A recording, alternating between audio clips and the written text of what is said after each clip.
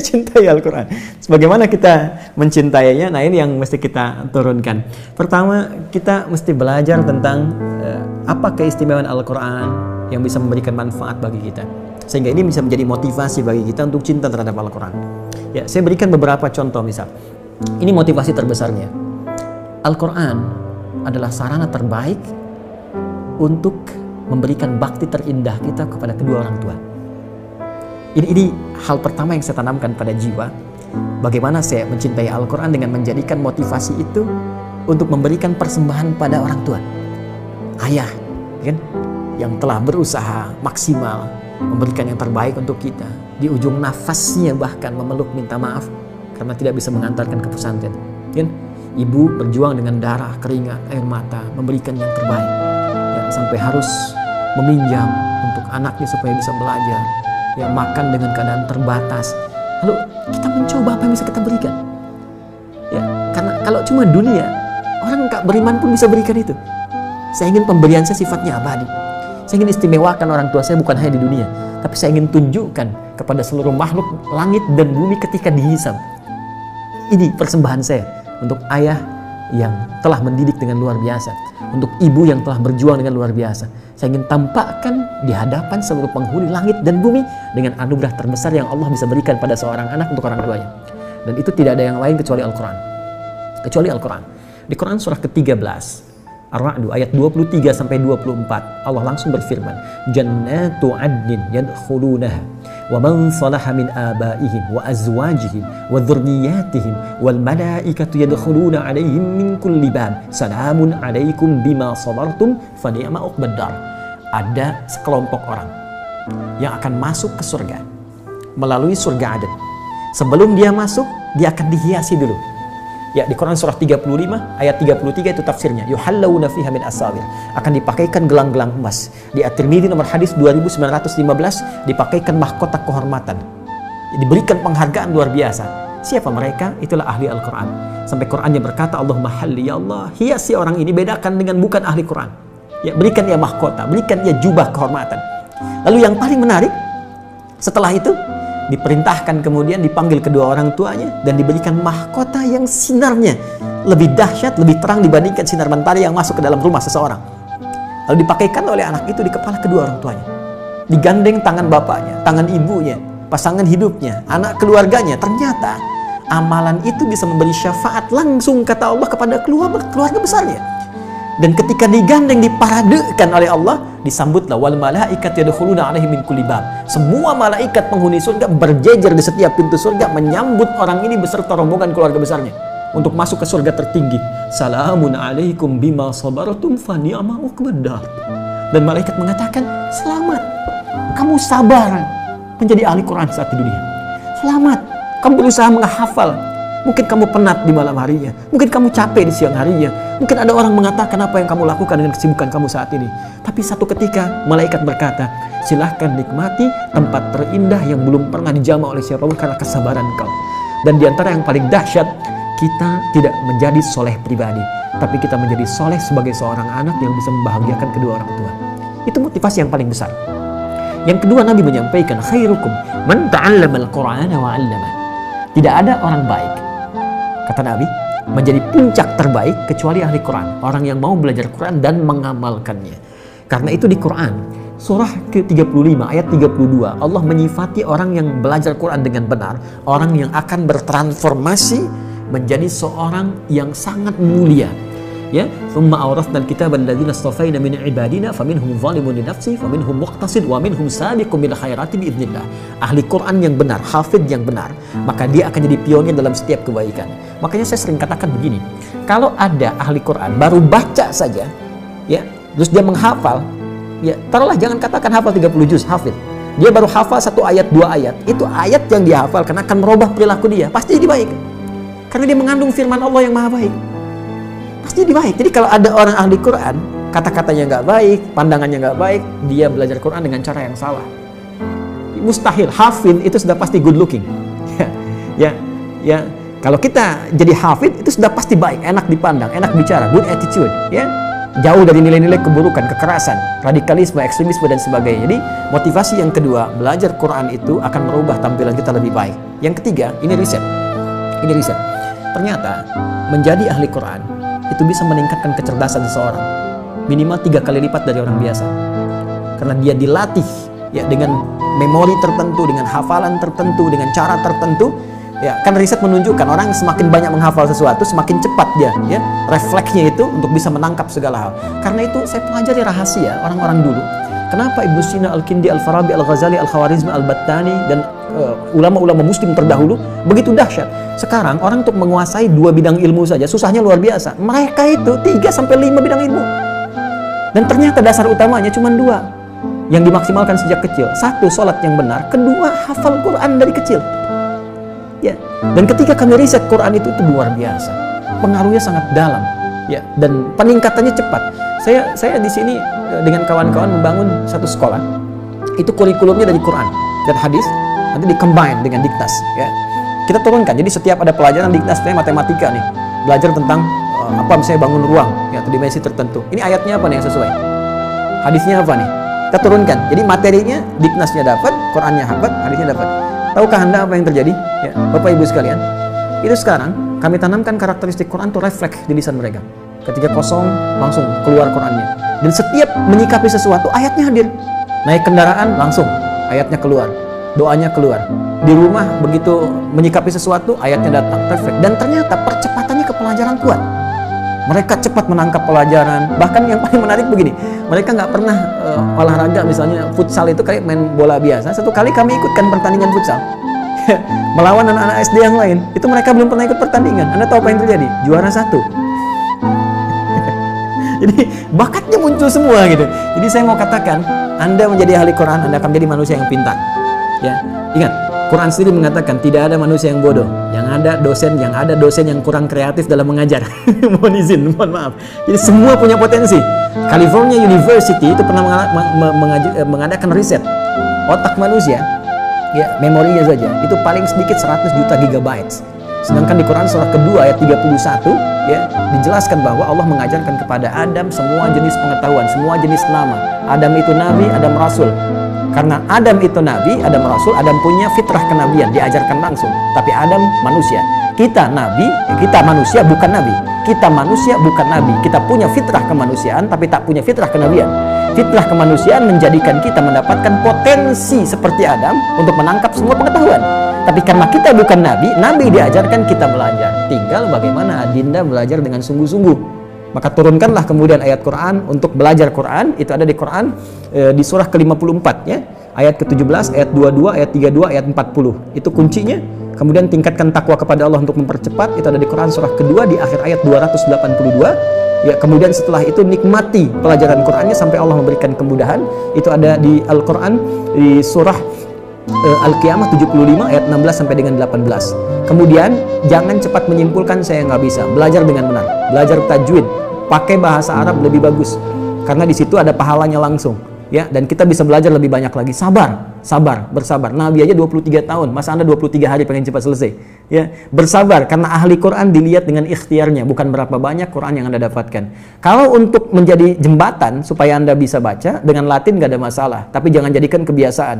Itu pengantar supaya Anda bisa membaca dengan Arabnya. Di situ nanti Anda mendapatkan makna-makna yang lebih luas dibandingkan dengan Latin, karena ada perbedaan di situ, perbedaan tersendiri yang tidak ditemukan kecuali dengan menggunakan bahasa Arab. Ya, Allah Ta'ala a'lam bis-shawab. Dan malaikat mengatakan, selamat, kamu sabar menjadi ahli Quran saat di dunia. Selamat, kamu berusaha menghafal.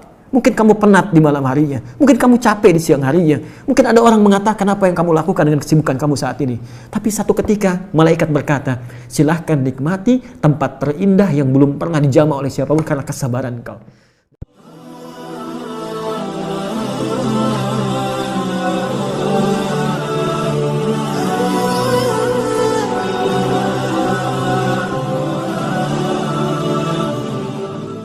Pertama, bagaimana kita bisa mencintai Al-Quran?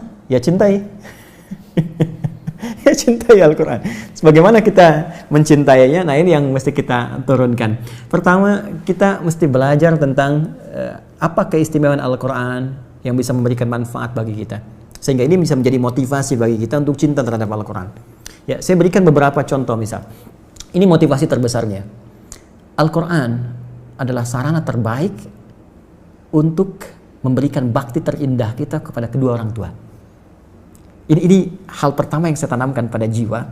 Bagaimana saya mencintai Al-Quran dengan menjadikan motivasi itu untuk memberikan persembahan pada orang tua. Ayah, kan, yang telah berusaha maksimal memberikan yang terbaik untuk kita. Di ujung nafasnya bahkan memeluk minta maaf karena tidak bisa mengantarkan ke pesantren. Kan? Ibu berjuang dengan darah, keringat, air mata, memberikan yang terbaik. Ya, sampai harus meminjam untuk anaknya supaya bisa belajar. Ya, makan dengan keadaan terbatas. Lalu kita mencoba apa yang bisa kita berikan. Ya, karena kalau cuma dunia, orang nggak beriman pun bisa berikan itu. Saya ingin pemberian saya sifatnya abadi. Saya ingin istimewakan orang tua saya bukan hanya di dunia, tapi saya ingin tunjukkan kepada seluruh makhluk langit dan bumi ketika dihisab. Ini persembahan saya untuk ayah yang telah mendidik dengan luar biasa, untuk ibu yang telah berjuang dengan luar biasa. Saya ingin tampakkan di hadapan seluruh penghuni langit dan bumi dengan anugerah terbesar yang Allah bisa berikan pada seorang anak untuk orang tuanya. Dan itu tidak ada yang lain kecuali Al-Quran. Kecuali Al-Quran.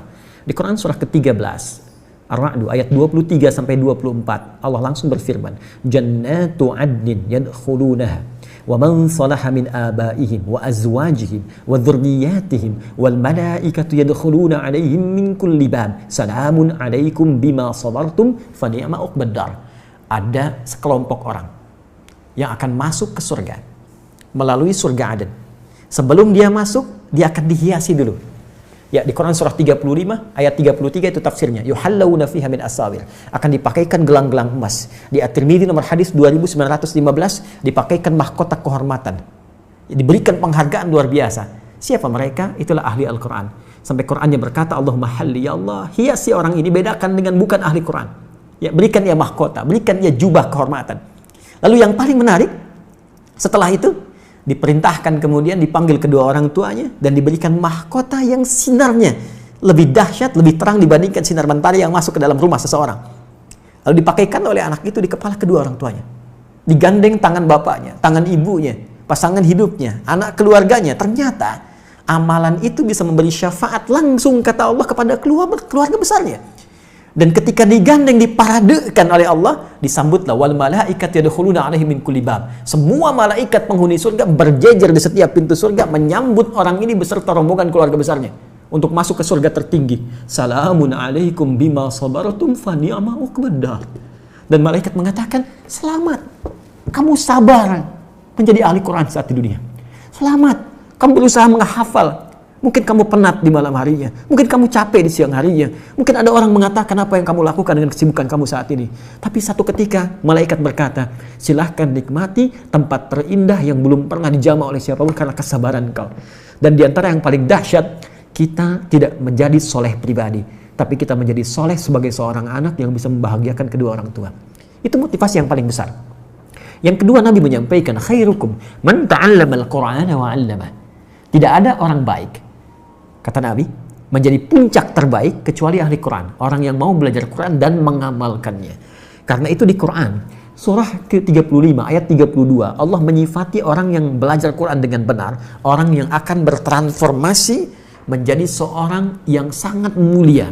Ya, thumma awrathna al-kitaba alladziina istafaina min ibadina faminhum zalimun li nafsihi wa minhum muqtasid wa minhum sabiqun bil khairati bi idznillah. Ahli Quran yang benar, hafidh yang benar, maka dia akan jadi pionir dalam setiap kebaikan. Makanya saya sering katakan begini, kalau ada ahli Quran baru baca saja, ya, terus dia menghafal, ya, taruhlah jangan katakan hafal 30 juz, hafidh. Dia baru hafal 1 ayat, 2 ayat. Itu ayat yang dia hafalkan akan merubah perilaku dia, pasti jadi baik. Karena dia mengandung firman Allah yang maha baik. Pasti jadi baik. Jadi kalau ada orang ahli Quran, kata-katanya nggak baik, pandangannya nggak baik, dia belajar Quran dengan cara yang salah. Mustahil. Hafidh itu sudah pasti good looking. Ya. Kalau kita jadi hafidh itu sudah pasti baik, enak dipandang, enak bicara, good attitude. Ya, jauh dari nilai-nilai keburukan, kekerasan, radikalisme, ekstremisme dan sebagainya. Jadi motivasi yang kedua, belajar Quran itu akan merubah tampilan kita lebih baik. Yang ketiga, ini riset. Ternyata menjadi ahli Quran itu bisa meningkatkan kecerdasan seseorang minimal 3 kali lipat dari orang biasa, karena dia dilatih ya dengan memori tertentu, dengan hafalan tertentu, dengan cara tertentu.